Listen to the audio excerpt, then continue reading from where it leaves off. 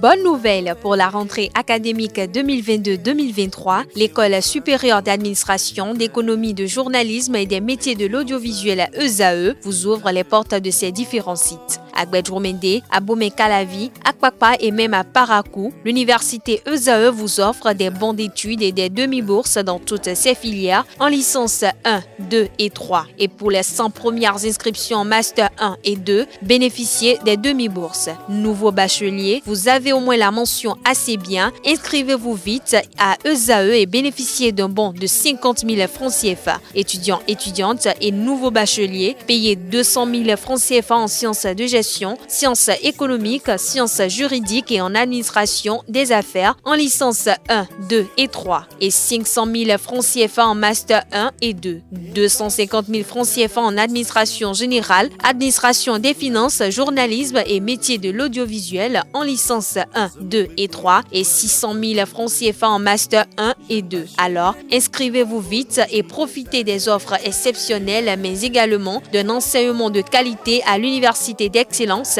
ESAE. Infoline 90 93 65 21 ou le 98 98 14 00.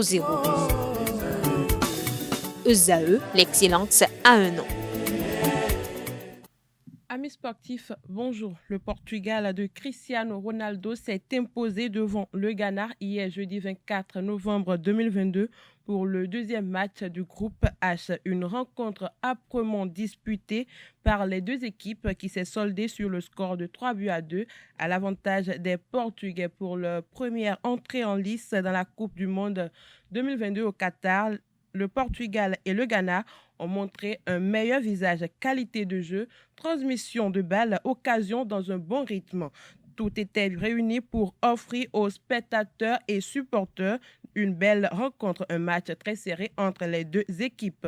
Dans le même registre, le Cameroun s'est incliné 0-1 devant la Suisse dans la matinée d'hier jeudi pour son entrée en lice dans la Coupe du Monde Qatar 2022. Sur la pelouse de Al Janoud Stadium, les Lions indomptables dominateurs en première période concèdent ainsi une défaite face à la Suisse.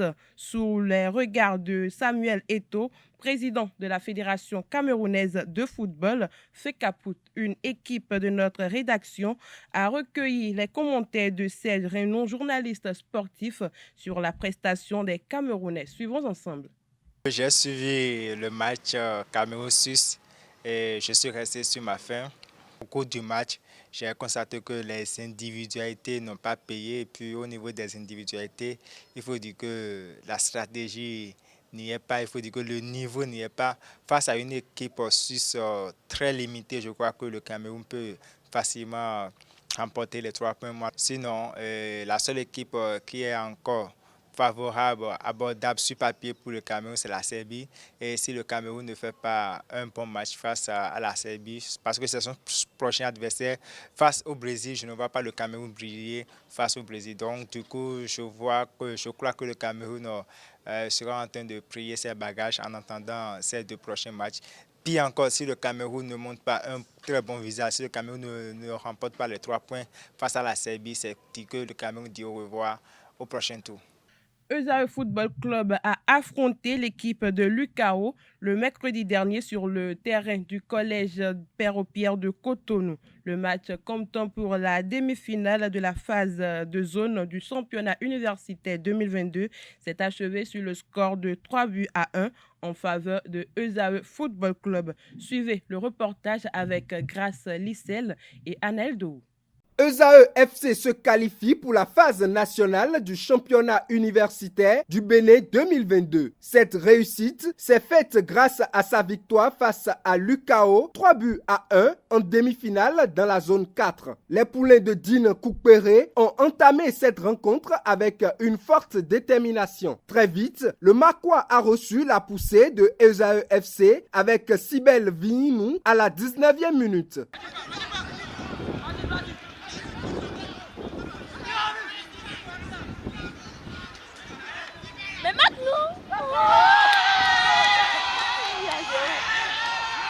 Le score restera ainsi jusqu'à la fin de la première partie. De retour des vestiaires, UKAO reprend du poids de la bête et revient au score.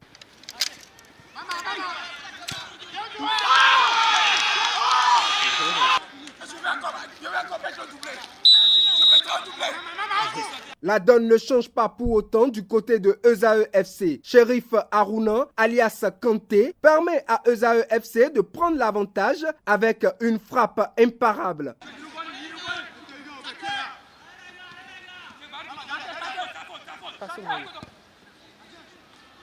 Oh, joli! Joli! Joli! C'est bon! Hey! L'envie de gagner débordant, Eusae FC met le turbo. Sur une action collective, Kanté signe son doublé et permet à Eusae d'atteindre le 3e but.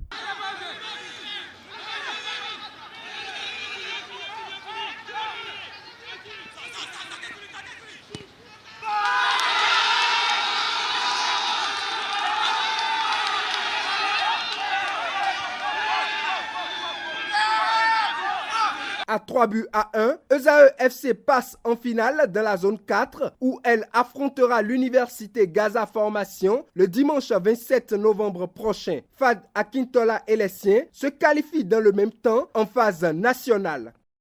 L'association sportive Omnisport Défi Assaud Academy Football Club a reçu du matériel sportif le mercredi dernier sur le terrain du camp Guézo de Cotonou. Ce don a été fait par l'ancien joueur Raimi Kouyakoura, vice-président du centre pour appuyer les équipes. Reportage Aneldo.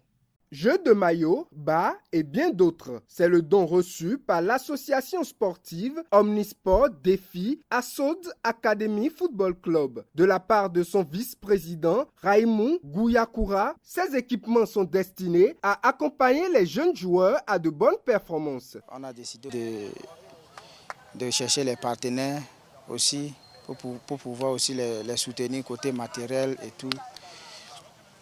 C'est comme ça. Et on a eu quelques partenaires qui nous soutiennent. Et je suis venu au pays. Quand je suis venu au pays, je suis venu voir les enfants par rapport aux entraînements, voir comment les choses évoluent. Et en venant aussi, les partenaires de l'autre côté nous ont aidés avec quelques matériels. Donc, que vous voyez derrière nous, on les a apportés ça. Et les mêmes partenaires nous ont aussi promis que ça là c'est rien. Il y a beaucoup qui viennent encore. Ça reste beaucoup à faire.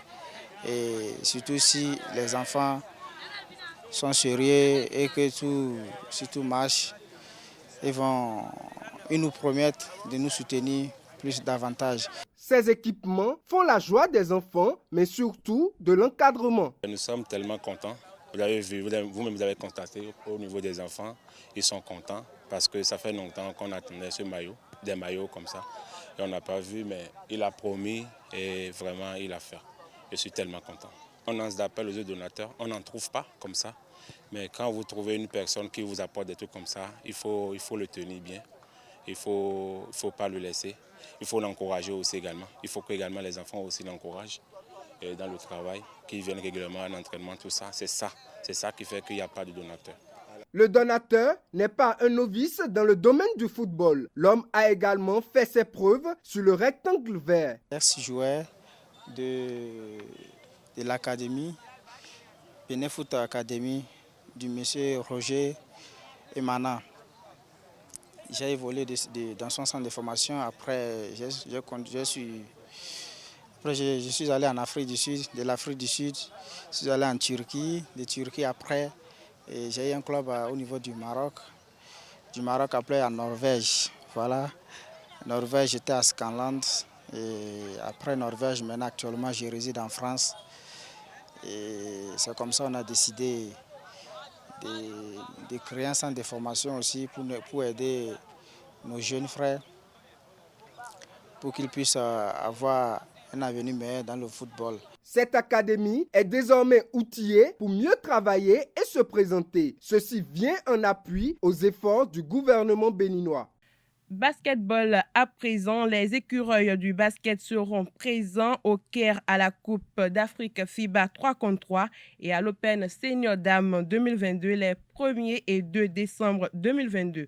3 sélections représenteront le Bénin dans ces compétitions, les U17 en hommes et en dames en 3 contre 3 et celle des seniors dames en Open Senior Dames. Rappelons que outre l'Africa Cup 2022, le Bénin sera représenté par sa sélection féminine senior dans l'Open Senior Dames. L'Open Senior se déroulera les 3 et 4 décembre 2022 au Caire. Et pour ces différentes joutes, la Fédération béninoise de basketball a dévoilé la liste des différentes sélections qui feront le déplacement au Caire le 28 novembre prochain. Autre discipline, une délégation conduite par le président de la Fédération béninoise de Tech-Ball, FEBETEC, Vincent Francis Poiron, séjourne à Nuremberg en Allemagne pour participer aux championnats mondiaux de Tech-Ball. Le Bénin s'est inscrit en simple et en double avec 2 athlètes, Septine Menvor et Caleb Runjo. Le tirage au sort a eu lieu dans l'après-midi d'hier, jeudi 24 novembre 2022, et le Bénin entre en compétition ce jour, vendredi 25 novembre 2022. À ces championnats du monde, l'Afrique subsaharienne a aligné 2 représentants, le Bénin et le Sénégal. Les autres nations africaines sont la Tunisie, le Maroc déjà éliminé et le Madagascar. Les championnats du monde de Tech-Ball prennent fin le dimanche 27 novembre prochain. Dernière information pour finir cette randonnée sportive. Triplette messieurs, doublette dames, doublette jeunes sont les différents tableaux qui seront à l'honneur les samedis 26 et dimanche 27 novembre au Centre international de formation en pétanque à Djadjo dans la commune d'Abomey-Calavi pour l'édition 2022 des championnats nationaux de pétanque. Cette compétition statutaire de la Fédération béninoise de pétanque connaîtra la participation des meilleurs clubs issus de la phase des ligues départementales, plus précisément 34 clubs venus des 4 coins du Bénin. Il s'agit de 4 clubs dans l'Atlantique, 5 dans le littoral, 4 dans le Borgou et de 3 clubs qui viendront de la Libérie, de même que le Mono. Chacun des départements suivants, Atakora Donga, Ouémé Plateau et Zou Colline, seront représentés par 5 clubs. C'est tout pour la page des sports de ce vendredi matin. Merci pour votre attention et à très bientôt.